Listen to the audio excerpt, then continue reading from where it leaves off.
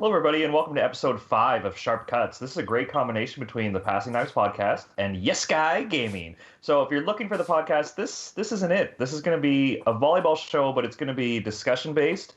There's going to be some jokes made. People are going to be offended. We're going to argue. Like, we got a great panel. I can't wait to get into it. I just know we're not going to all agree on the same things here, Garrett. So this is going to be a good show. So I'll toss it over to my guy Garrett May from Yes Guy Gaming, and you can introduce our guest for this week. Well, thanks, Josh, and welcome everybody to Sharp Cuts. Yes Guy Gaming, Passin Dimes teaming up.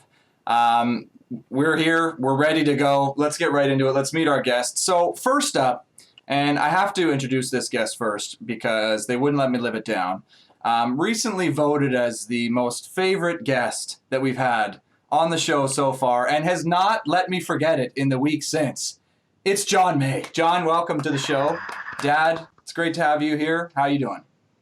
I'm doing great. Great to be back on the show. It's a lot of fun, and I can't wait to get into some sharp cuts. Great. Do you want to tell the people just how many times you phoned me and reminded me that you won the poll for who's the favorite guest so far?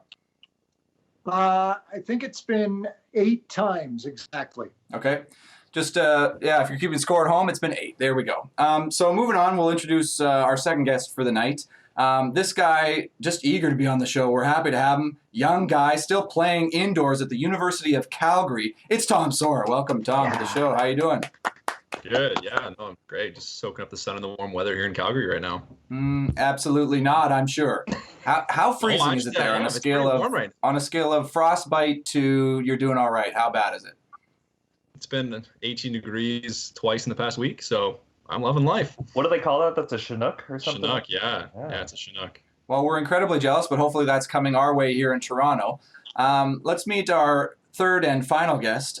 Sun Hat Skyball Master. Used to play for McMaster University. Kicked my ass on a number of occasions. It's Andrew Coker. Welcome to the show, Andrew. Appreciate it. Pleasure to be here. I can now say we're glad to have you on the show because both our playing careers are done, but back in the day it might have been a little bit more contentious. But welcome everybody to the show. That's really it. Josh, what are we getting into first? Where are we going to start? What are we getting with? There's a lot we can cover with this panel, but where I want to start is Tom Sorra is actually a big fan of the show, and he listened to last week's where we talked about volleyball suffers sometimes because the commentary is not very good. But Tom actually sent me a text after last week's episode being like, you guys are missing something. Everybody's missing something. There's a reason why beach volleyball isn't as popular, and you guys got to hear my side of the story. So Tom, please elaborate on this awesome text message that got me fired up and got you on the show. We're starting with a chirp from Tom, like he's immediately chirping us. We're missing something right away. Missing something like we're not brainstorming to the level that his St. Mike's and Calgary education have done for him. So we have a blind spot maybe, and I want to get into it. Well, Josh, appreciate it. Definitely hyped me up way too much. I'm definitely going to underperform this 100% with 100% success rate on the failure. So, I was listening to it, and then I heard kind of Jake and Joel talking about the whole like marketing scheme and like ways to kind of like tap into a different market or like trying to engage the audience in a different way that like other big leagues, for example, like the NBA or NFL do. But they were kind of avoiding literally everything else. No shade thrown there, I promise. No chirps. Yeah, it's Sharp Cuts. Don't be afraid. You can tell them they suck. There'll be more chirps coming. There are going to be some pretty deep chirps, 100%. But yeah, the idea of the business model of the FIVB and like the specific countries, like you gotta break it down to the foundation level, right? It can't just be marketing. Marketing's a part of it, yeah, but that comes later on once you create business model, which is obviously like subject to change and like pivoting, but that's I think the biggest thing. And it's nice to have John on here because for him creating the Labatt tour, he definitely would have probably the best insight, and it would definitely surpass my ignorant views because I wasn't alive then. So I'd love to hear John's side of what he thinks of that too. Here we go. Well, I don't know what you mean by a business model. I always thought business models were where you had to make money. And, that's the issue, I think. Nobody's making any money at the sport. Therefore, nobody's really reinvesting, and there is no business model.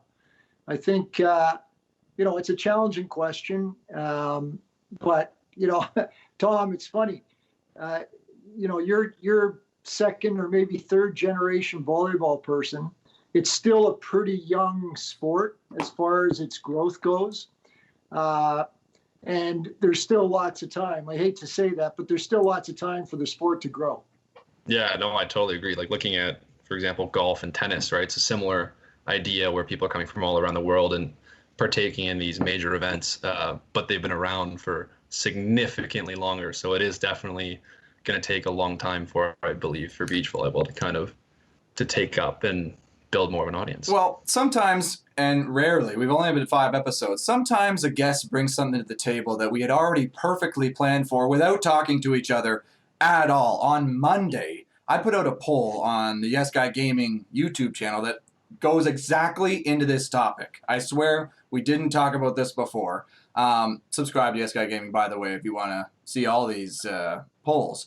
But so my question was, what does volleyball need to do to improve the market and reach of the sport? If you're watching on YouTube, I'll try to put this up on the screen so you can see the results. The options were more available streaming viewing opportunities, better live commentary on games events, more personality from top stars, better content creators, and better, more volleyball-related video games. So, I mean, before I kind of say what the results were, I figured let's just poll the room. Andrew, what do you think of those 5 you would pick for kind of to help volleyball grow and develop? Right. I was thinking about this actually. It's funny. I guess it's all going full circle here, but I was actually thinking about this the other day. I was talking to actually my dad, Roman, and it stemmed from a conversation that he was having with John. But I think one of those options that you said, having all of the streams available on one platform would help a lot. Because even for me, when I'm trying to watch, some of my buddies like Danny or Steve-O or some of these guys that are playing in Italy or France or all over the world, you got to pay $15 here, $15 here, $15 here. They're in 3 different leagues. There's, so it becomes a hassle to try and track all that down. It's becoming like Netflix, Disney Plus, Amazon Prime, but now being able to actually have one place to go to, I think big difference. Yeah, true. That does sound really terrible. Like you got to pay so for each different guy, you want to watch maybe 1 or 2 games, you got to pay just for that service? Exactly, yeah. How awful is that? I don't know, man. I mean, I guess pretty awful. You guys aren't jumping on that right away. Well, how about you two guys? What would you say out of those 5 options? Where would you throw yourselves?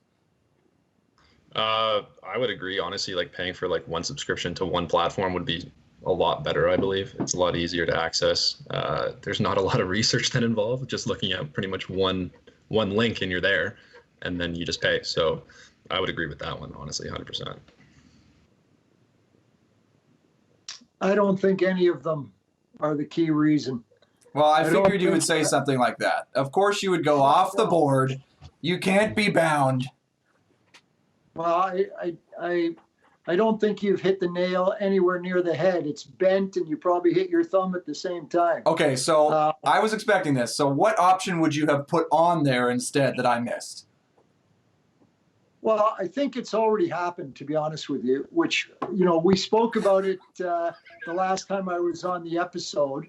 And have you guys heard of Volleyball World? And do you know about the whole investment that companies come in and put 300 million US into it and is going to raise the level of all the major events, whether it's the Nations League? There's no solid brand. That's the issue. There's no solid brand for volleyball.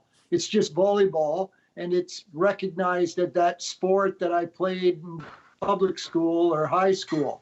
Like everybody I meet, I had a guy come over to the house the other day, was fixing our gym equipment. He said he was a volleyball player. I was like, oh, really? Sorry, bud, you weren't. No, he saw the pictures of John and Mark. I got a picture of John and Mark in my basement. I got all the crush pictures. I got all this volleyball paraphernalia, Christina's picture all over the place. And he says, oh, what's your connection with volleyball? I said, well, this is it. He said, oh, yeah, I'm a volleyball player. I'm a beach volleyball player. the guy, great guy, don't get me wrong, but that's just it. He thinks he's a volleyball player. So you didn't when he said, what's your connection to volleyball? You didn't say, I am volleyball in Canada. That sounds exactly to me like something you might say. So you didn't say that? That's exactly what I said. Oh, you did, yeah. No, I didn't. Well, But I mean, I'll tell you the results of the poll. That's the truth. Do you guys want to hear the results? Oh, or, let me chime in first. Can I get a vote? No, don't I Do I mean, get a vote? I was actually trying to avoid that, but yeah, okay, go ahead. That's fine. I don't think it is streaming, and the reason I say that is because when they forced us to stream nationals, we all just shared a password. When Tom's out in Canada West and they have a streaming service, we all just share a password. I don't think volleyball people are traditionally money spenders, where I think the content creation needs to get stepped up a little bit. I can't remember the last time I watched a full NBA game, but I'll watch highlights, I'll watch players, I'll figure it out that way, where I think that might be the secret where a casual fan can't just click on and watch, I don't know, Allison do some crazy blocks or stuff. Like, to watch a full match is a little much sometimes versus where can we just go get highlights or watch the best players or just get short clips of something, right? Yeah, I mean, that's probably where I would go as well, just because we are content creators, and so I think that lends huge bias. Better huge to us. Yeah, better content creators. Come on, that's us, right? Yeah, we're coming to save the day. But I'll tell you the results, boys, and all the listeners at home. So in first place, most people agreed with Andrew and Tom. More available streaming viewing opportunities. It seems that that's a pretty common, and we've had a few comments on just mentioning how difficult it is to find all these things, A, in one place, but B, just generally, like, where are the college games streamed in Canada, in the US, some of these pro tours, pro leagues in Europe, for indoor specifically. The beach stuff, yeah, the volleyball world is kind of up and coming, so maybe that'll help. But again, that's only the international stuff, right? They don't have anything for pro, which is in some ways even bigger than, I know they're all affiliated and stuff like that. So that was number one. Second place with 25% of the vote, you'll be shocked, is more/better volleyball video games, which that one hits close to home. If you're a listener out there and you haven't, you got an itch to scratch for volleyball video games, hit up Yes Guy Gaming, because that's what the channel is mostly dedicated to. But it is true that, like, you think about NBA, 2K, you think about the NHL games, you think about Madden, like, that really helps to kind of up the brand for your sport as well to a younger audience who's kind of a little bit more tech savvy. Yeah. Okay. Great. But where's the number? Because I've heard rumors that when EA Sports like makes a video game, like, you need to almost guarantee like 3 million sales or something crazy, right? Like, if you want like a lacrosse video game or a skateboarding, like something a little bit more niche, like you need to prove there's a market. Like, to compare us to Madden is cool, but Madden is like one of the best video games, top sellers every single year, right? Yeah, you need a lot of money investment to do it, and you need a lot of people to buy it. I think there's probably a couple 100,000 people you could get, but 1 to 2 million sales would probably be tough, especially for volleyball fans. Because like you were saying, Dad, you're saying, yeah, this guy thinks he's a volleyball guy, but he doesn't watch anything. He doesn't know anything. He's not looking for volleyball video games. Like, that is a pretty common, I would say, fan or volleyball community member, at least in North America, I think. Yeah, that's the issue. There's no brand of what not the right saying. What's the top level volleyball? What is it? It's yeah, I'm a volleyball person. What does that mean? Doesn't mean anything. Well, it's like, Tom Sorra. He's the only one who's still playing. He's the top level on this show. Are you kidding me? And absolutely he is, but because he's playing university volleyball. So if the university volleyball, like if the U Sports, and I think it could be, if that was it, that everybody was into and everybody went to all the games and that's what the brand was built around, then at least we'd have something. But yeah. We don't have anything right now. I don't know if it's World League or if it's Beach League or if it's what is it, the FIVB? Because they just changed their name to Volleyball World. Yeah. So I guess they're not marketing the FIVB brand anymore. It's now going to be Volleyball World. There is no consistency with the brand. We're hopeful to get along their good side a little bit. So maybe let's just reverse and just say, how great is this new Volleyball World thing? Yeah. No, but it's a step in the right direction for sure. Yeah, it's true. I'll be honest. And like Tom, I've never watched one of your games. Like, I'm a volleyball fan. Like, I know you. We've met a number of times. Like, we've been around, but it's just something I've never done. It's not like I'm a volleyball fan, but I'm never going on, like there's a match happening right now on a Friday night. Like, I'm a tune in. Because it's like, like, I don't know, right? I think for me, it's missing that fire, that kind of pizzazz of the broadcast. Like, you think about stuff you watch on The wow TV, factor. You need and the how wow everybody's factor. like hamming it up, the commentary, like it's a show, right? Rather than you just getting the stream from the end line and nobody's there. It's just kind of like, oh well, like it's like I'm here but worse. Mhm. Yeah, I also know that I can't speak for like Ontario or other leagues, but I know in Canada West, majority of the actual like broadcasters are pretty good. A lot of them actually know volleyball really well, and like the color commentators and stuff. But I know there are a couple schools where it's literally just the media team, and it's brutal. It's you don't even want to watch. Like no one wants to tune in because it's no one knows what the hell's going on, right? And that's a big struggle too, I think. But obviously, it depends on budgets and all that kind of stuff. But yeah. Yeah, well, I think they need to get some volleyball personalities in there, some entertaining folks, maybe some guys who run, a volleyball-related talk show or, a show or a podcast, like just spitballing here. Maybe they could get some more folks like that involved. Josh, I don't know if you agree with that. Probably you do. I'm certainly available if anyone ever wants to hire us. I mean, The show's really evolved into just a shameless plug, hasn't it? That's where we've gotten to. It's just shameless plug. I don't think it's evolved into that. It started as that, and it's just continued to be that. You should start watching Tom's matches because. How many have you watched? How many have you watched?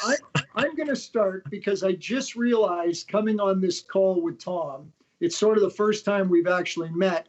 But I now realize just on being on the call, which is a bit embarrassing, but Tom and I are family. We are.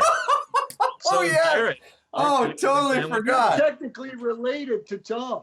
Yeah. Yeah. Which, you know what? I when you said Tom was coming on the show, I didn't put, but yes, the Sorra family, the Estonian network, I'm related to Tom. So We got the Estonian flag in the back. Well, hold on. yes. Hold on. So that means I'm related to Tom. That's right. Yeah. That's right. And, Hey, maybe I can finally put Sorry. like distant relative under Tom's name on a poll, and hopefully people will vote for them instead of for you, Dad, so that we can be rid of you bragging every time you come on the show. well, I do have a bit of Estonian in me now. Yeah. I will say, every time in previous shows, like everybody brings you up and all that and your stuff. So, Tom, I'm not sure if you want to be related to this. Just think about it. We don't need to make it official just yet. There's still time to reevaluate. Maybe I'll up my votes, or maybe I'll just be below garbage. I don't know yet. We'll kind of find out. I Well, guess. this show is garbage. Beat everybody else we had. So, I don't know. That would be, maybe I'll just So the leave bar's that kinda off low. because we don't want Yeah. that to happen to anybody. Fair enough. Fair enough. It's cool that if you marry an Estonian, you have like a 1 in 4 chance of being related to Tom Sorra or Alex Foldba. Like, there's just like. Yeah, no question. They're all related. Everybody from Estonia is related. Somehow, one way or another. Before we move on, I do have one more just general marketing question because that was Jake's big point, and I want to ask Coker because he is business savvy. Like, he's left the volleyball world and got a big boy job. So We're all kind Andrew, of jealous, if- to be honest. a little bit, but if McNeil Hoey or Tom Sorra said, "Hey, I'm going to Youth World Championships. Will you sponsor my shorts?" You being a business guy, would you say, "Yeah, my return on investment, guys, like I'd like to help you out, but it doesn't make sense." Like when players just think our sport needs sponsors, with you being a business guy, what would the business want out of that relationship? Because I think it's too quick for people to say, "Oh, we just need more sponsors." Well, what does the sponsor get out of being involved in our sport? Yeah, it's a good question. I mean, because back in the inception of Massey Capital back in 2017, we did sponsor Grant and Sam, right? So they wore Massey hats on tour. They had Massey Capital on their shorts, it was great. I mean, we it's a little bit different because we had a personal relationship with some of those guys as well. I don't know if that wasn't the case or if we weren't volleyball guys, we probably might have happened differently because like Definitely you said, wouldn't have sponsored them. It's okay to say. Sharp cuts, Andrew. You got to take a side. Yeah, like it's okay. Yeah, exactly. Yeah, we would have sponsored Grant, not Sam. I'm just kidding, but I think that we've thought about this over some time now. I mean, like at the ultimate stage, if you did have somebody going to the Olympics, right, where you could get a logo on there, and obviously the price point would be different, but that would be a huge thing because we're seeing no matter what it is, everybody watches the Olympics, everybody watches, and especially beach volleyball and volleyball, right? Well, beach volleyball maybe a little bit more, but yeah. So I think like you said, it is the return on investment probably isn't there right now, probably because in the other than these extraordinary events like, maybe World League or Olympics or something like that, just because the exposure, like there's not enough people seeing it, and there's not enough people seeing it that are from North America or people that we would want to see it, right? Josh, was that like a subtle way of calling out some of the guys you coach? Like, hey, boys, you're getting caught up with sponsors. Listen to Coker here. He knows what he's talking about. No, it's just defeating as a guy who's worked on like the admin side and been a coach, that every time an athlete just goes, why don't we have a pro tour? We just need sponsors. Yeah, but if you approach Coca-Cola, what does Coca-Cola get out of sponsoring us? I don't think they see the other side, that somebody's just going to give volleyball $100,000 to run a pro event. It's not that simple. There has to be a deliverable or something in it for them other than, like, don't get me wrong, like I think Play with the Pros and some other events I've been a part of, the sponsors of those events are volleyball people, and they do it because they're in the community. But to get like a big dog who's going to give enough money that we could start like another Labatt tour like John did, it just seems so challenging to justify what their return on investment would be. Dad, if there's a listener out there who's thinking, hey, why don't we just have a pro tour? What would you say right now to A, fold them up, but B, to let them know, like, hey, it's not that freaking simple, all right? Well, it is actually pretty simple. Listen, You just I'm going to start asking questions in the reverse order because I know you're just going to go a different direction. It's host nightmare right here. Stop voting for this guy, people. Why? It's just the truth. Like, it is relatively simple to have a pro tour. You just have to have somebody who's committed to the initiative. Like I was back in the day. Like, I was so passionate about it. I didn't let the real business sense get in the way of doing it. So I did it. And you know what? I got a good mind to do it again. I did it with the FIVB World Tour event in Edmonton. So I think that I don't think people should ever lose their ambition for a tour. We should have a tour. Stop. The only reason isn't sponsors. We can build it if people come together in a united way and make it happen. Okay, so basically the bottom line is if you ever hear anybody say that, it's basically, hey, put your money where your mouth is. Volunteer some time, work with John May, and help him get this thing going again. Yeah. So when's the Massey tour starting up now? Hey. 2030. Market. I'll With be coming John. back playing by then. Me and Tom will be partners. Yeah, exactly. You can take on Rito and I. He'll dish me the butter. Yeah. Yeah, it'll be Skyball Central. That could sell. I mean, we'd sell that. Just sun hats and skyballs. That's literally all the tour And would be. It would sell well. Speedos. All right, Josh. I think we've exhausted that. I think so. So let's move on to the second one we had set aside. And again, just based on the panel here. So Tom is still experiencing this as an indoor and beach guy. Andrew played at the highest level and won a silver at U Sports, and he's represented Canada at Youth Worlds. Garrett's a Youth World Champion and a CIS at that time silver medalist. John is a high-level beach and indoor guy. And I'm curious for any younger listeners we have, and maybe we'll start with Tom because you're still in it.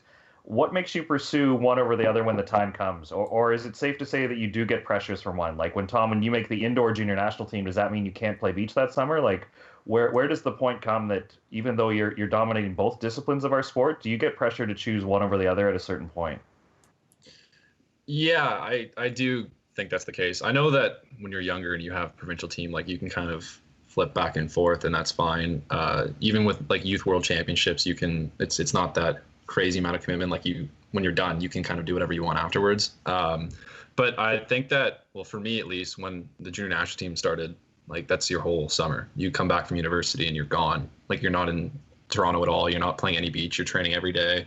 You got the weekends off, but you're dead, right? So for me, yeah, I think that was the biggest thing, and that kind of took me away from beach, and I really haven't given it much of a full effort since then. It's been like 4 years since that happened, but yeah, I think probably around the age of like after your first year of university maybe is a big one. And also I found that like the structures of how the actual beach volleyball Canada versus the indoor volleyball Canada, they're so different. They're polar opposites.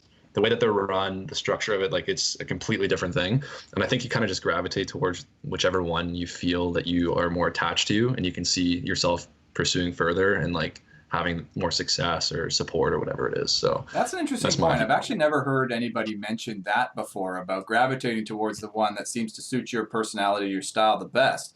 I mean, when I think about it, that makes a lot of sense. Like, you ask, well, why wouldn't this person do this? Why wouldn't this person do this? Well, it just makes way more sense for them over there where they do things this way rather than over here when they do things a totally different way. That's probably kind of why I did what I did as well. Yeah, and I also find too with indoor, it's kind of once you start it, you can't really stop it. Like once you stop, that's when you retire. With beach, you could kind of, I feel you could go from indoor. You're saying it's easier to flip back and forth the beach? You calling beach guys? Like you just do it easy? What the heck, Tom? I'm not saying it's easy at all. I think it based on. I think you're maybe saying you can come back in and out as much as you want, which is absolutely true. Like I'm not going to call you on that. But like, yeah, I find that once you start the indoor career, you got to pretty much pursue it until you retire. And then after that, there's no jumping back and forth. And once you're in indoor, you can't kind of go back and forth. You can play it for fun, but you can't really take it crazy seriously. It's not like you're going and playing tour events, right? You don't have the time to do it. So, yeah, it's a different viewpoint, I guess. But And Andrew, with you going to a youth world championship on the beach, like, did you feel that indoor was going to be your path? Because obviously, when you play for McMaster, you're competing for a national championship every year, and I think you won an OUA championship every year you played, right? So obviously, some strong indoor commands. But did you ever get the itch to go to the beach, or did you decide that indoor was going to be the lane around that? Like Tom said, after year one, you kind of make a choice, right? Yeah, no, for sure. I mean, it's funny looking back on the whole journey, right? But back in high school, I mean, I love playing both. I mean, I feel lucky to be born where I was born in the beaches and near Ashbridges. I mean, kind of just like all of us, because I felt like those were the people that were allowed to play both at a higher level, a little bit more. Otherwise, you did have to kind of choose even more. So, you know, that really made me fall in love with beach because I was there all the time. I could, you know, go after school, keep on playing all the time on the weekends, just walk down. But then, like you said, as things kind of got into the later years of high school and then even into university was where it really got, you had to choose. Because, for example, a lot of these camps or tournaments to make worlds were, you know, on the same day that we would have an OUA game, right? So at the same time, I remember that happened to Danny and I one year. We were looking to do it, I think, after our second year. And it happened to fall on the same weekend of a road trip. We were playing Guelph and Waterloo. So, you know, we can't go to Dave and ask him to let us skip those two games because that's just, you know, when we were in indoor season, it was indoor season and that's all we could focus on. So it was, you know, I think it's a little bit, it was a frustrating thing to go through because I felt like I was always dipping my toe in one or the other and not really allowing myself to fully go after one, which, you know, it's not only that though, it's I wanted to play both at the highest level to the point where at the very last second I could choose one or the other and really have the ability to go back and forth. I can remember struggling with that too. And I can remember doing the exact same thing you're saying you did, having to do a camp on the same day you have a game. Dad, I don't know if you can confirm this, but I feel like a couple years that happened where we have to go into the beach center to do some sort of tryout or training and then drive to an indoor game that night and double up. Am I making that up or we actually did that? I think you probably did that for sure. I think that, you know what, I think that's one of the flaws in the larger picture of our sport. It's all volleyball. Then you've got the two very successful pillars of it, beach and volleyball, because that's what it's called. They don't even call it indoor volleyball. It's called volleyball and beach is called beach volleyball. So that in itself is a bit of a branding issue because it's all volleyball. It should be indoor or 6-man versus 2. They can't even, and I say they, I mean the powers that be, myself included. There's no cooperation. And I've said it for a long time. Whoever can solve the integration strategy of the two sports, like a country or if we could figure that out on the world level, we'd dominate, and we'd also dominate the brand positioning. If you look at, there's no separation. The best player in the world right now, or arguably on the women's side, is Sarah Pavin. She's right up there, and the other, you know, the American team is they're the best in the world. Sarah never played youth beach volleyball. She was one of the best indoor players in the world, and now she's converted, as Tom said, to beach. If we could develop a strategy that enabled the best athletes to perform and develop in both, like Karch Karai, we could win gold medals in both disciplines. Like it's the same game, bump, set, spike. You know, it is, and it's a great thing because we don't even understand the dynamic, or well, some do, but it's not obvious the different dynamics of, you know, beach versus indoor. When you're part of a team and you got 20 people and individuals that you're interacting with and you're responsible, you know, building that environment of a group versus two guys, you're not even allowed to have a coach. If somebody gets injured, you're out. You know, it's survival, and you're working on that personal relationship, that one-on-one relationship like you do in life. Like, we haven't even, from a psychological perspective, even cracked the surface of what that means within the dynamic of volleyball. And to say that, you know, we just haven't figured it out, and it's early, because we are going to figure it out. Okay, like on this show, like, are you saying like we're going to figure it out like right tonight? Now, we're going to figure it out. We're figuring it out right now. Right now. Well, when you were talking there for, I don't know, it was maybe 10 or 12 minutes. I didn't keep track. It made me think of, though, you think about other sports like athletics, for example. It's maybe a bad example, a bad analogy, but in athletics, you have the sprint champion, 100-meter dash, but then the decathletes do that also in their part of their event. Why would there not be some sort of integrated beach and indoor kind of combo event as well? Not necessarily the Olympics, but perhaps as part of the FIVB's, Volleyball World's plan, where you got, you know, group of guys playing beach, play against each other, and then they hop it indoors and play a full match. Like, that would be hilarious to watch, like, some of those big units out of the middle get down in the sand and try to make it work. Same thing, the libero hopping outdoors and trying to pound it down. Maybe they're sick. Like, then it kind of becomes interesting if you got like a team who's just really good in every position. Then you hop on the beach, you hop in indoors, you just start dominating all over, or then it gets really bit competitive. I don't know. That's what it made me think of. I don't know if that's ever been floated at all. Yeah. No, I agree. I think. Sorry, go ahead. No, go ahead, Andrew. No, you. No, please. No, please. No, Who, me or after you? you. No, please. No. No, sorry, I forgot my train of thought. Keep going. All the build-up gone. That's the first time, believe it or not, that's happened on the show, where two guys were too nice and deferred to each other to the point where everybody's just been talking over each other, actually. So thank you for bringing some positivity to the show, both of you guys. Well, I didn't forget my thought. Of course you didn't. I'm going to jump in. So no, but the point being is that that's the great opportunity that volleyball has. It's the most popular sport in the world that doesn't have a defined brand. There's no question. That's for sure. There's hundreds of millions of people. It has the most, next to soccer, national federations. Yeah. It is a global sport for sure, and it's got the hugest following, but it has no brand presence. Yeah. Nobody knows what it is. Is it 2 people? Is it 6 people? Yeah. Is it, Is it 4 people in snow outdoors? What is it? What, 9-man too as well. Is it 9 men? What is it? Yeah. What is volleyball? Is it sitting? So, yeah, like sitting, I'm not sure that people think, yeah, but I hear you. And that's the opportunity. If we can define that and integrate it, you know, there's huge potential. Okay, I like this. We got some business experts, we got some player experts on the show. So if Sharp Cuts, Passin Dimes Sharp Cuts is a microcosm for the sport of volleyball, and we need to help develop the brand, what are some things that we can do to really help that, just for the folks at home, so that we know we're putting our money where our mouth is? Very loaded question.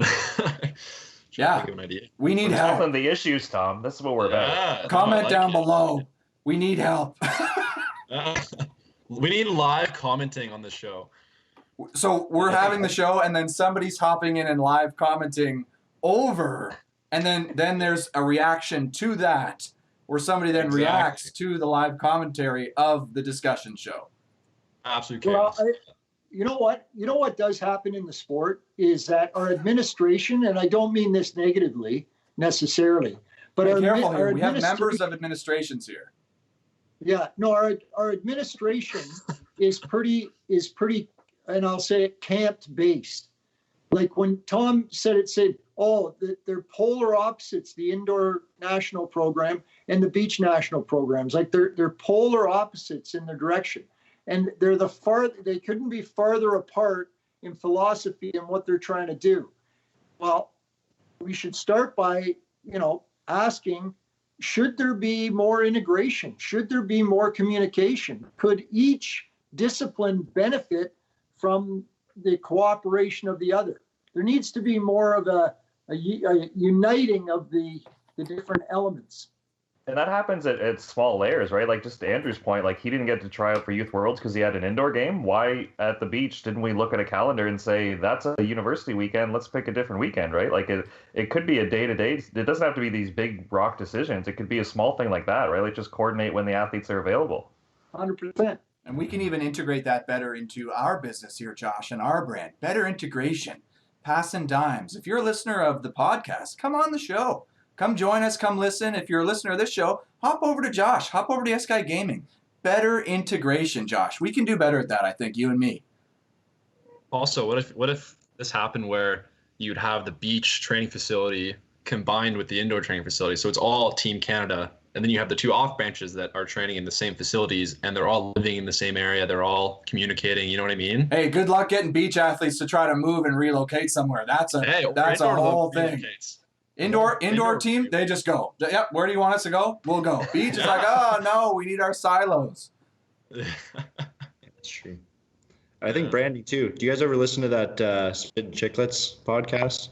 Absolutely. Heavily inspired this show. Yes. Yeah, I'm a big fan of that show. And they've obviously, they're very globally popular now. And it's the branding aspect, right? Like they started off as a podcast, and they hooked up with Barstool, and then Barstool started to brand some products like that Pink Whitney drink, and then the Amsterdam Brewery, and then it's got bigger and bigger. But it was all, and then it started to grow that brand now to where Spit and Chicklets actually has its own brand, but it's associated with these bigger brands. I think it's and then that's what creates this following, right? And then it's the merchandise, and it's as John's saying, it all starts with the brand of creating something and being able to bundle it together for the consumer. So it's I don't know, I'm trying to think of something specific, but that's people are hungry for that. I get that. Like people on the channel, and I'm sure Josh, your listeners as well, like are hungry for stuff like that. Like, hey, give me some volleyball related gear, some volleyball related content, like some volleyball related stuff, because it's just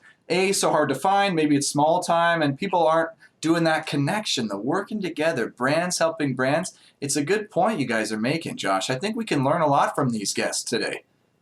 Well, I think there's a lot to build in it, and I'll use one small example. My wife is from India, and her family and I went to a Jays game, and I'll watch a Jays game, and I'll know players and stuff, but them just being fans, the Blue Jays make it so easy that all of them had to go get a T-shirt, and they had to buy, like, the extra large beer, and they had to do this, and you go up to the sky deck, and you see the DJ. Like, the baseball was almost secondary to a lot of them because they didn't really know the rules or really care who the players were, where I'm like, oh, like, look at the count, it's a 2-1 count, and this guy's up. Like, they didn't care. They wanted a T-shirt and go have a party, where to them, the Rogers Centre was the biggest bar in Toronto, not the Blue Jays were the best team, right? Where I think to Andrew's point, Spitting Chicklets does outdoor events. They make it fun, where beach volleyball, I think in its prime, it was a party. It was an event that maybe you didn't need to know the rules. You were just happy to be at the beach, cheering, chirping, having a good time.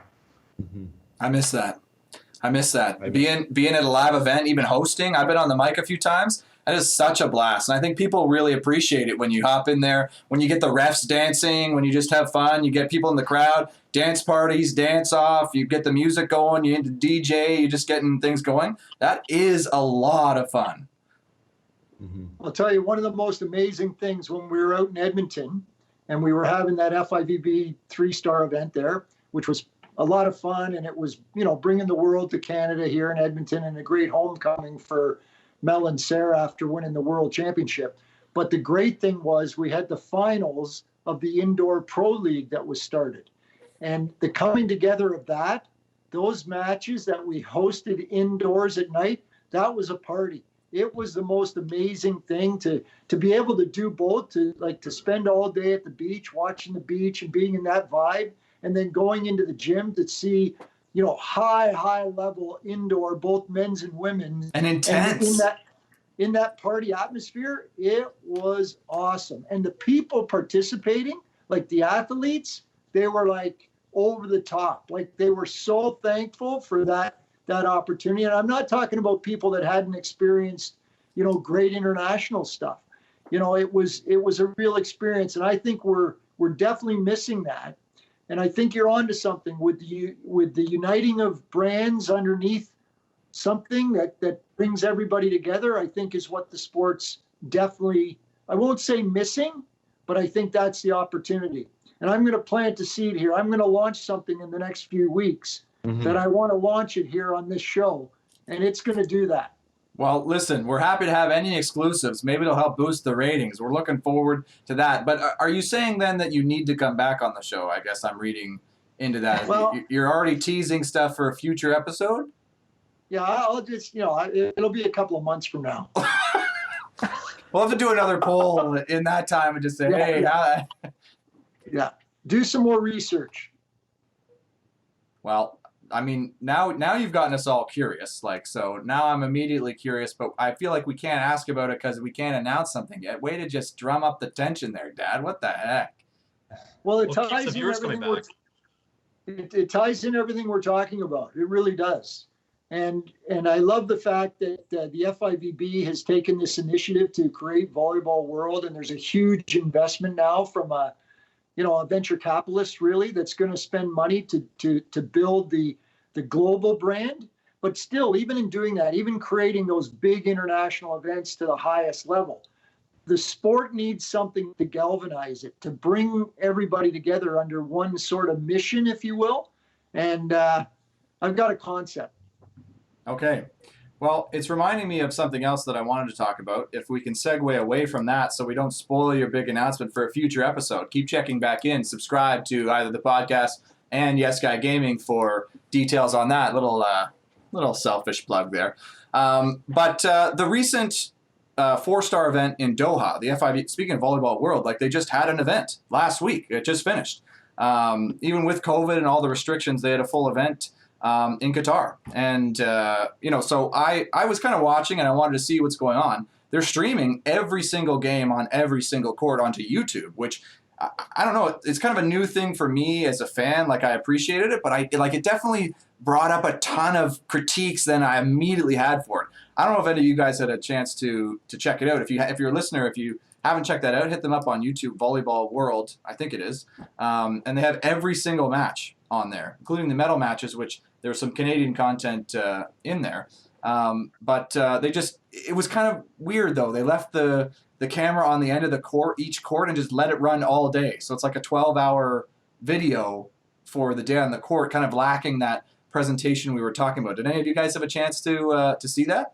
I remember being a guy who used to watch live scoring on a gambling website because that was the only way to get updates of Garrett and Dan playing in China or something. So I appreciated that you could watch it, but I do agree with you that the level of quality as a viewer, if I hadn't come through the stone age of trying to find results and stuff like that, I wouldn't have appreciated this as much. But it's just been a nice change that you literally could watch any match on any court. So we have come a little bit further, but you're right. There was no, I don't know, skill involved or drama or commentator. And even some of the matches had one commentator, which I think is weird for our sport sometimes. There's no color guy.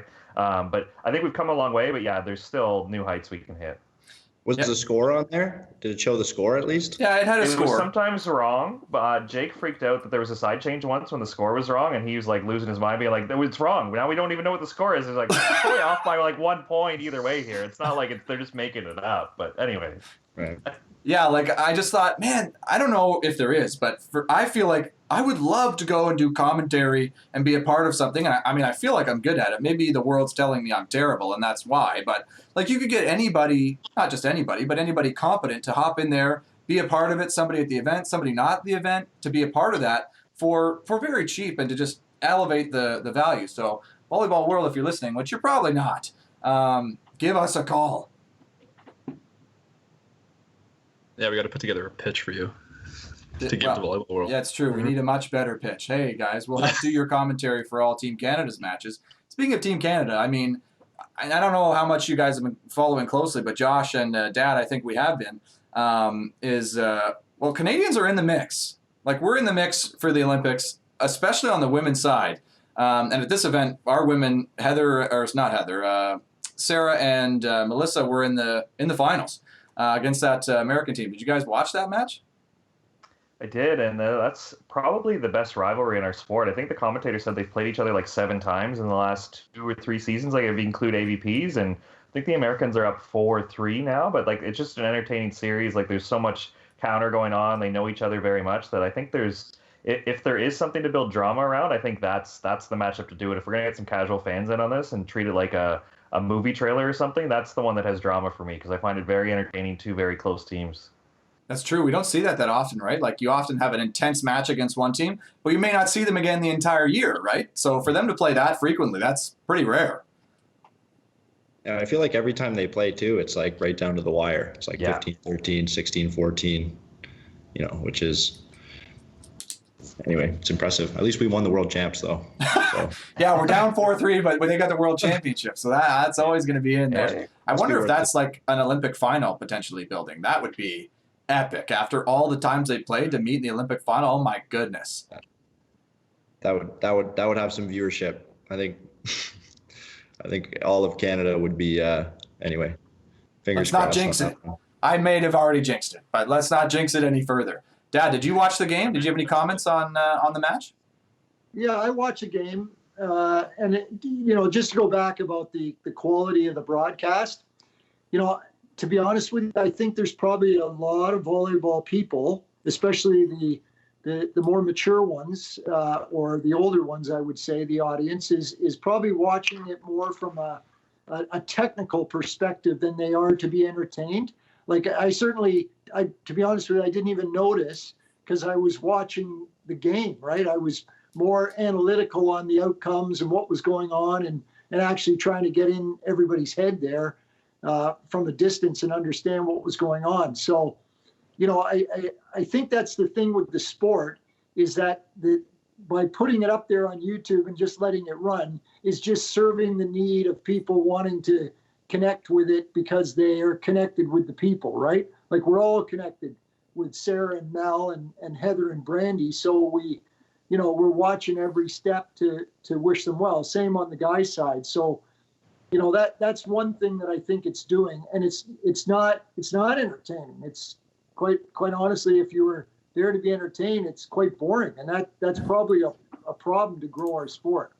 But back to the rivalry, I don't see it as a rivalry. I see it as a really. Yeah, well, obviously they're the 2 best teams. The Olympics is a whole different story because it'll come with a whole different set of circumstances. Everything leading up to it means nothing. The World Championships, yeah, that was a taste, and Sarah and Mel came through it, and they can never take that away. Canada, won the World Championships, and I think Sarah and Mel are tough as nails, both of them mentally. They come from deep rooted volleyball stock, and in my opinion, they're the best team in the world right now, and they're just working to get to the right position. I have full confidence in them. Heather and Brandy, they're right there too, but I think Sarah and Mel have developed just the next level. But like I said, in the Olympics, it's a whole new ball game, right? You got to be ready. You got to be in the right frame of mind. So I think it's fun to watch. I don't think it'll necessarily come down to the Americans and the Canadians, but who won the Olympics for the women last time? Was it the Germans? It was the Germans. Yeah. Laura Ludwig went on a big run and won like World Tour finals, World Champs, and the Olympics. It was pretty big couple of years for her. Right. Yeah. Well, I mean, So I'm just here looking it is. at the games So here, and they've got like hundreds of thousands of views on some of these videos. Even the ones with that just the court ran all day. It was like a couple of videos with 100,000 views on them, like, and they were live streamed. Like, it's not like they're there's a huge audience to watch that now when the later matches have already happened. So, I mean, at least there's people who are going to watch that around the world. I mean, probably a variety of 100%. languages, though. Yeah, people are going to turn into volleyball. It's like I said, it's the most popular sport in the world without a brand. Yeah. Yeah. That's kind of, when you say it like that, it kind of, I don't know, just it hit close to home there for a moment. I got a little bit emotional there, guys. When you said it's the biggest sport without a brand, Josh, what are we going to do? I just think John's story is so hilarious. I would never meet somebody in the NHL and be like, "Oh, you play hockey? Yeah, I used to play." Like, I would never compare that level at all, right? Yeah, like the guy's got a picture of him with the Stanley Cup on his wall in the basement. He goes, "Oh yeah, I'm a hockey player." Yeah, right. Exactly. Yeah, who does that? But you know what? It's funny. We all did, right? We all did. We all played hockey. Like Andrew was a super good hockey player, but he would never. That's a great analogy, Josh. It's like, yeah, I'm a hockey player. That honestly though is one of my favorite things to happen to me in regular life is when volleyball comes up anywhere. Like somebody at work asked me, "Hey, we have a work team for beach volleyball. Like, have you ever played before?"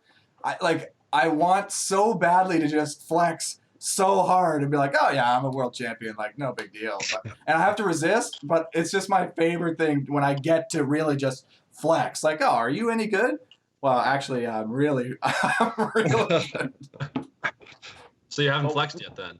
It's like going to vacation, eh? And they ask you to play. Yeah, like it's tough because you don't want to seem like a cocky guy, right? Like, and I mean, I do often, regardless of that, but you don't want to seem like that. But then if you're gonna play like rec at exactly. It's like, well, they're gonna find out. Like, I have to say something here. But that's the truth. That's all the top volleyball players have.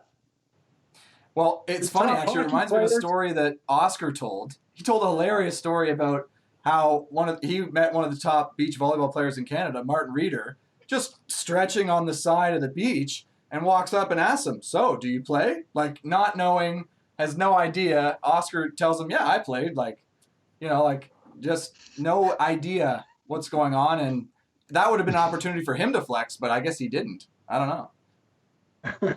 Hey, can I tell a quick story about something like that? Yeah, absolutely. Maybe. Depends how long it is. The first AVP tournament I ever played. Going ahead anyway. All right. Okay. 1982. Drakeage May go down to Chicago to play in the first Chicago Open. We're so excited, right? It's the biggest thing we've ever done. We've heard. Just to clarify, Drakeage May, that's you. Yeah. Yeah. Okay. Just for our listeners. Yeah, that's you. Yeah. Ed Drakeage and myself, we teamed up and we went down because the AVP was coming a bit north. It went to Chicago, Newport Beach. We all know it goes there now, right? This was back in the Miller High Life days. So Drakeage and I go down there. We're so excited. I guess I'm like 21 or 22 and Ed's 19 or something. And we're fired up. There's 96 teams in the double elimination, right? That's big. And I think I told a story about this, but how it relates. I walk over to they had the big draw board up there, right? It's got 96 teams on it. That's huge. And everybody knows there's these 5 teams from California. And one of the teams was Smith and Stokels. Okay? They have a video game about them. Just saying. This is 1982, okay? And I'm standing there, I'm looking at the board, and what looked to me to be a freaking Adonis walked up towards in his bright yellow shorts, just chiseled out, flowing blonde hair. This guy looked like what's the guy's name? Chris Helmsworth, the Thor. That's what he looked like, right? Just coming up, puts his foot up on the thing the same way I had, and he's looking at the drawboard, right? And I was like, oh my gosh, this must be St. John Smith. So I go to him, I go, "Are you St. John Smith?" Oh. He goes, "No, I'm Randy Stokes." So that guy felt so small in that moment. Oh, then I think I just shriveled up and crawled away. He probably shriveled up. He's like, "This joker doesn't even know I'm his partner." Like, oh my gosh. But that's the thing. Even like as big as they were, I didn't even know who St. John Smith versus Randy Stokels was, and I idolized these guys both, right? So it was so bizarre to see that, and and it was that property back then, the Miller AVP Tour, that had a brand. It was on fire, right? But it just couldn't, it wasn't scalable. They weren't charging a gate, There's lots of reasons why it didn't make it. Do you think he came up it was to you that day and did the exact same pose you were, just to kind of flex on you? Like, he knows he looks good. He's got the flowing hair. He just goes up right beside this guy he thinks is maybe a little small, like, just to flex. And then you ask him, oh, are you St. John Smith? And just bury him internally. Well, hey, since then, I've become great friends with St. John. I don't know Randy that well. I've met him a couple of times, but St. John and I, we spent a lot of time together over the years here with the FIVB and so on. But we laughed about that, big time, and he loved that, right? Because are you St. John Smith? Like everybody, he was the king. He loved that. Oh, St. John loved that. St. John loved that, and because it kind of, like you said, Randy probably felt like a classic. Ruined his career. Ruined his career. Yeah. You folded him up single-handedly with that comment. Yeah. Yeah. Well, I'll save another story that happened in that tournament. I need Mike Dodd right in the balls on a joust in front of like 3,000 people. You couldn't win otherwise, eh? He was playing with Hovland. Hovland Dodd, they were a classic team back then. I need him right in the ball. He was out, and Hovland was going berserk. On purpose? Like you purposely did it? No. We were up at joust. And when you joust, your feet come up. Well, my feet came up and just... I mean, your feet only come up if you're getting completely dominated by the joust. Yeah, well, I probably didn't mean a joust. I did. That's another classic story of, Ed, well... Anyway. You have too many stories. We're bringing up too many memories here on this show. Yeah, sorry. Well, you'll just have to tease them for a future episode like you do literally every time you come on. Well, we got to get St. John on the show for sure. You said that last time. I mean, still yet to hear back, but... Well, you settled for Andrew and I. Yeah, like we got St. John Smith, Tom and Andrew. Like, yeah, I mean... Hey, 2 for 1. Come on. I mean, you guys make the call on that.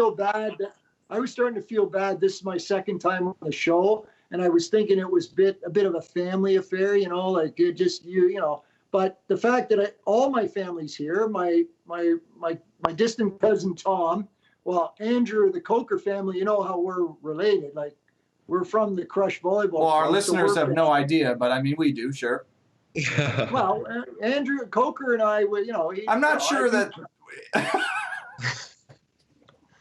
Yes, we get it. And did you want to talk about a familial relation with Josh, or are you just going to leave him out completely? No, he's an outsider for sure. Okay. Yeah, well, that's great. He's part of the Sharp Cuts family. And we're unsure if you will be continuing moving forward. Just saying. I mean, like with the chirps of the show right away, I don't know. Well, that's okay. If you want your ratings to plummet, that's fine. That hits us where it hurts. That's for sure. But Josh, I mean, we're getting to the end of the show, and I think we should end like we always do, just rambling and talking about random stuff as we go. Usually somebody's internet's failed by now, or somebody just has to go to something else. I'm surprised we made it this far, well, actually. I will say, and I'm sorry to out you after all this time, Tom, but while we've been on the call, there was a period there, so our viewers will know, Tom, your internet was not doing so great, and the colors on your face were just getting totally distorted and messed up, so apologies if you watch this back later, and if Tom looks weird, sorry, Tom, I didn't call you in the moment, but, I mean, you look great now. Oh, thank you. Yeah, you always got to make a comeback, right? Yeah, it's true. Nobody's mentioned the family that Tom's come from as far as volleyball people goes. Peter and Hiller Sorra. Are you kidding me? Legends. Well, we're not sure if they were okay having their names spoken on a show like this, but yeah, I mean, I guess it's too late now, isn't it? Yeah, consent's out the window, so. No, they're big volleyball guys, I guess, but I think it kind of, it's funny too, because I remember talking to Josh about this like 2 years ago maybe, and he asked me like kind of how I started volleyball, and obviously it stems from them, but it actually stemmed from Estonian frat volleyball tournaments. Literally fraternity volleyball tournaments. So just kind of how do we get in that? Well, you gotta be Estonian. Well, John's good, hey, You're in. You're He's in. in now. yeah, like what are you talking about? So technically, Maybe yeah, jobs are you're in. Yeah, You're like in. You're good to go. does it have to be blood or by marriage? Because I'm You in. just gotta love saunas and singing and playing volleyball, I guess. I don't know. Saunas for sure. Yeah, Singing, Yeah, eh? I gotta for love sure. singing. yeah. That's about it. But yeah, no, they're really good athletes. Yeah, they were the jack of all trades. Not incredibly good at one, but they were proficient in most. Yeah. When the Poldma family was on Family Feud, are those true Estonian outfits, or did they ham it up a little bit? 100%. Their personalities were definitely heightened. I think that maybe the crew had something to do with that. I'm not saying anything. Hold I don't on. know. We had volleyball community members on Family Feud, and I didn't know Oh, that. yeah. You missed it? Yeah. Oh, yeah. You missed it? When was this? What the heck? This was maybe like 3 weeks ago. Yeah. Yeah. It is They when won. It aired, though. They When it won. aired. What They a were terrible two times. community we had. They were on twice, yeah. Yeah. They won, but then they got hammered in the second. They blew it in the second Yeah. one. Now, where did the and I forget his name. I'm sorry, but the guy that was in the middle, he was a real volleyball player for sure. Alex, yeah. Where did he play? He played at Waterloo. Yeah, Oh, okay, actually, yeah. I'll maybe put it up for those watching. There's a really famous photo, including Alex Poldma, Oh. Canadian Oh, volleyball yeah. player, that had been sent around. So I'm not surprised, actually, that they made it on Family Feud, because they could just say, oh, it's the guy from this famous photo, right? So for branding, why don't we just put Alex Poldma's face out there with the photo? Everyone knows it. Shaquille O'Neal posted the photo. He so- did, yeah. So Maybe should I he's just too put brand. that as the thumbnail for this video? It's just that Alex Poldma photo. He has nothing to do with the show other than this obscure mention at the end. But hey, we're looking for the clicks. Maybe it's an invitation. It's an invitation. Shaquille O'Neal posted. I didn't know. Yeah. What's this? What's this all about? Well, You gotta I'll look show you the thumbnail. photo later, but for our listeners, it's a photo. It's like a group photo where a girl behind Alex's foot is conspicuously placed between his legs, and at first glance, it looks like there's something dangling between his legs that shouldn't be seen on a photo.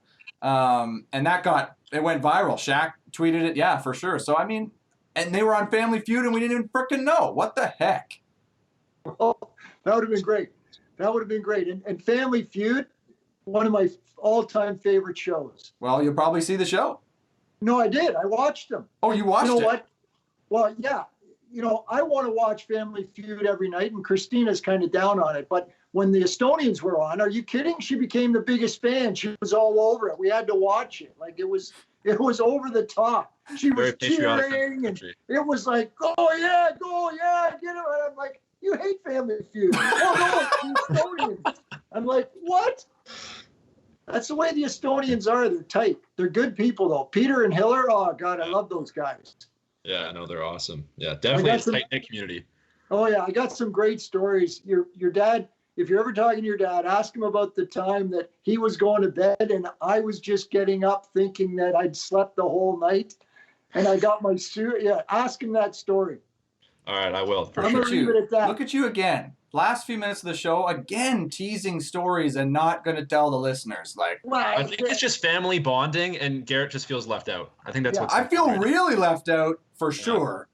But B, we also have a responsibility to our viewers to not let them feel left out as well. What a terrible show we'd be. Hey, come to Sharp Cuts. You feel left out the entire show. I think that the viewers should just look up what Estonia is for context first. And then they'll kind of Yeah, what is? understand. Yeah, I'm Yeah, sure no one somebody's really doing knows that. the What is countries Estonia? anyways. I don't even know. Yeah.